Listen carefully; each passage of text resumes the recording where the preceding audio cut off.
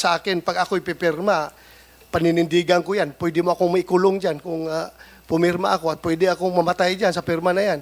Di ba? Sa atin, sa ordinaryong tao. Kaya yung tao na yon, tulungan rin natin na ma-preserve yung kailang dignity.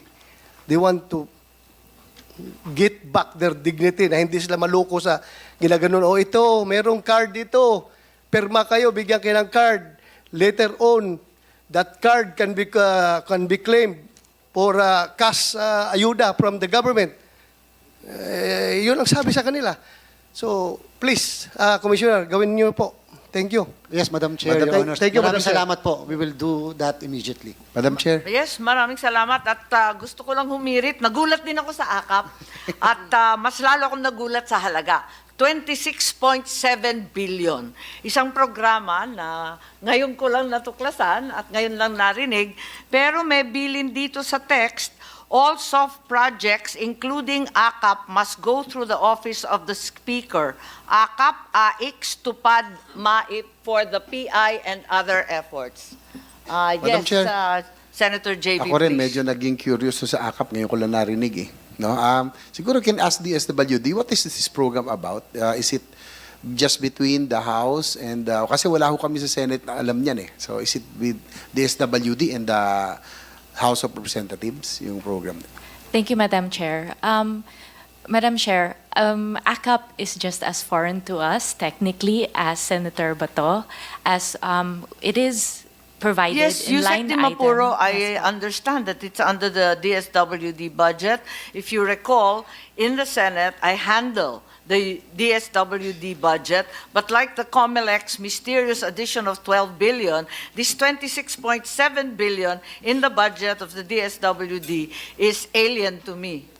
Yes. Madam Chair, if this WD declares that is foreign to them, saan nang galing itong budget? Baligtad na pala ang budgeting process natin. Ang Kongreso na magde-decide kung anong project i-implement ninyo. Hindi pala kayo ang nagre-request sa Congress na project na papunduhan, program na papunduhan. Baligtad, eh. Madam Chair, it is not an exclusive project or program for Congress. It will be regular program, but it is technically foreign in the sense that it has no guidelines yet. Yes, Yusek So Di it does not Mapuro, did you exist request as a for this program. project? Was it in the NAP? It was not. No. There we go. Yes.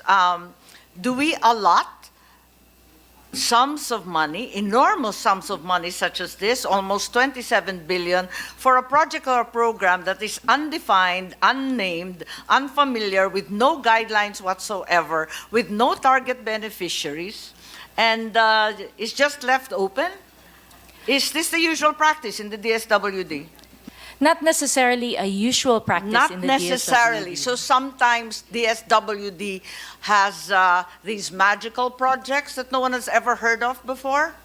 We don't create magical projects, Madam Chair. These are But part when of is the it GAA. necessary? You said not necessarily. So there are times when it is necessary to invent projects? There are times when there are necessary projects to Yes, you have QRF and you have all kinds of emergency Yes. assistance. I'm very familiar. Why do you have to invent ACAP?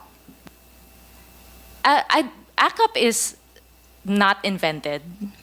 I But you believe just said that guidelines and the purposes had not been established. yes, guidelines have to go through proper policy procedures. So Pero it's not linagyan na ng invented pera, out of the walang air. nakakaintindi kung paano gagawin, kung kanino ibibigay. Walang kaplano-plano pero may pera na. Madam Chair, there are programs that are provided by the GAA for NGAs to implement. But before we Yes, do with all implement, due we have respect, to... Yusek, that is not the usual budget process we're familiar with. There's always a very well-defined project or program before a line item magically appears in the GAA. It's fought over, debated, and discussed very, very thoroughly in the subcommittees as well as the plenary. This wasn't. Madam Chair, we are currently creating the guidelines, and we would be happy to share with. Parang baliktad naman yata yung buhay natin. Ngayon mag-iimbento ng dahilan, magdi-design ng project, pupunteriya yung mga beneficiary. Pero in the meantime, linagyan muna ng bilyon-bilyon. Yan na ba talaga ang patakaran ng DSWD? Madam Chair, for programs that are intended for the poor, vulnerable, and disadvantaged, we welcome, obviously, more programs, and we would be grateful to be able to implement these other programs. Yeah, I'm familiar with your mandate, but nothing in your mandate indicates that you should be inventing projects and that you are exempt from usual budgetary study and procedure. I'm sorry. Madam Chair, kaya siguro nagkaganon dahil hindi talaga sa kanila yung programa na yan. Gagawa lang sila ngayon. Oh, hindi talaga sa kanila. With due respect lang, in fairness to Yusek Di Maporo, bago nga yan sa kanya. Sabi nga niya, foreign eh. Hindi niya alam. So, huwag ka mag-alala. We are not faulting you for that. Kaya we are just investigating dahil the usual mangyari is meron ng bahay yung pondo, like AX. Kung sisingit man yung meron mang intervention dyan during the BICAM, ang lower house at saka upper house, the most that they can do is siguro dagdagan yung amount ng AX na yan. Pero may bahay na yan. Pero yung gagawa ng bagong bahay dyan during the BICAM, I don't know how feasible is that. Kaya nga sabi ng aming chairman, it's very magical. Kayo mismo, DSWD, hindi nyo alam na, uy, boom! May teka. akap pala na ganito kalaki. Totoo, may nabasa lang ako bigla, o naalala ko lang bigla. Sabi ni Yusek Di Maporo, hindi kita inaaway wag mo ipagtanggol yung akap pag hindi mo alam. Kasi lahat kami hindi alam. Kahit sinasabi ng DSWD, wala silang alam tungkol sa guidelines, foreign itong project, at linagay lang dyan, nasa press release na yung AKAP will provide 5,000 cash payment to 12 million poor households. Are you aware of that? Yeah, I've read those press releases, But isn't Madam this a mere Chair. duplication of so many programs already initiated by previous administrations, the 4Ps and then the AIX, the never-ending ayuda, SAP 1, SAP 2, walang katapusan to. So this is hardly a guideline. Pero ang liwanag na, nangako na ng 5,000 sa Madam Chair, 12 million households. Baka hindi mo alam. Madam Chair, I cannot confirm whether those are the numbers that are decided on, as we don't have any guidelines yet. Pamaskong handog to lumabas sa PNA December 27. Well, for our Christmas programs, or we don't have AKAP in any of our Christmas programs, I can say that definitively. But with regard to any pronouncements of how AKAP will be implemented and what amounts will be provided through AKAP, we don't have guidelines for that yet, Madam Sige, Chair. Yusek, ganito na lang, magtulungan na lang tayo. Alamin natin ang mga detalye nitong programang to. Pareho kami ni Senator Bato, ni Senator JV, Senator Risa. Nagugulat po kami kung saan to galing at ano ibig sabihin. Yes po, Madam Chair. And I'd also like to say that we are very open to many innovations and new programs in DSWD. And it is not a new thing where we create something new. Madam Chair, just to add, Okay lang yan, okay lang. I'm not gonna fight with you over that, but that's completely inaccurate and untrue.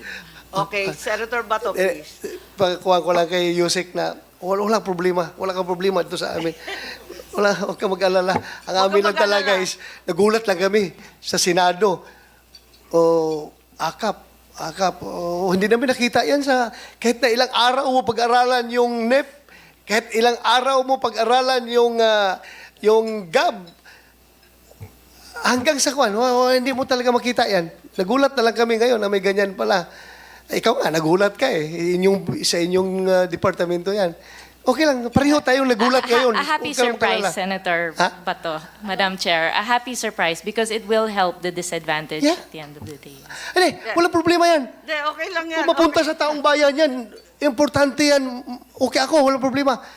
Yung nga lang, siguruhin ninyo dahil ang PNP ngayon, nagbabantay na pag mag-release kayo na babawasan na naman yung pera, ang 10,000 ibigay sa tao, tapos ibalik yung bawiin yung 9,000, 1,000 lang maiwan doon sa tao. You hear that during our hearings, di ba? Yes, Madam Oh, Chair, kaya we bantayan are ninyo happy talaga for the yan. support of PNP to help Yeah. us in those payment areas.